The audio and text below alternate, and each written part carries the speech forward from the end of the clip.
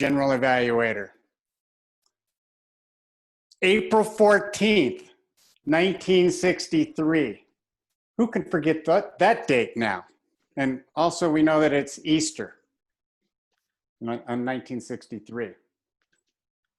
It's no fluke that Greg gave an outstanding speech. He talked about his past, present, and future.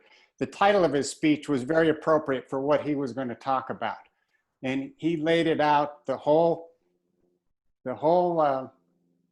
lifetime of Greg, from birth with his three sisters looking over when he was born, being the last kid born, to the present, what he's doing today, and what he plans to do in the future, which is to become a professional speaker. A couple things that you did really well was the opening. You got us started right at the beginning, and then you came back around and closed with the same date and told us what you had told us about, which was the past, present, and future of your life. You were standing during your presentation. You had some good hand gestures when you said 52. You had some really great facial gestures, and you're really good at that. You were very good about laying out the story. And you used fluke 2 times. And by the way, word of the day counter, I've used it twice now myself. So those are some really great things. A couple things that you could work on. And granted, this is a new venue for us, being with Zoom. So you've got to look at a couple things differently.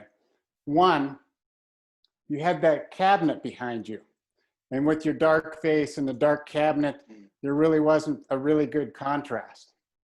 I like what some of the other speakers have done with a virtual background. If you could do that, that would be really good. In fact, you could even change it. You know, have a birthing room at the beginning and then come back to that same virtual background at the end, for example. Your face wasn't always in the center of the camera, and you were a little bit close, which means that we couldn't see your hand gestures as well as we could have. So I would suggest a little bit different background, stand back a little bit so we can see your full gestures, and look directly into the camera. I saw your eyes shift a little bit. And like I say, this is a little bit different venue. I'm trying to look into the camera. I place my notes right next to the camera, so maybe you won't even see them shift around.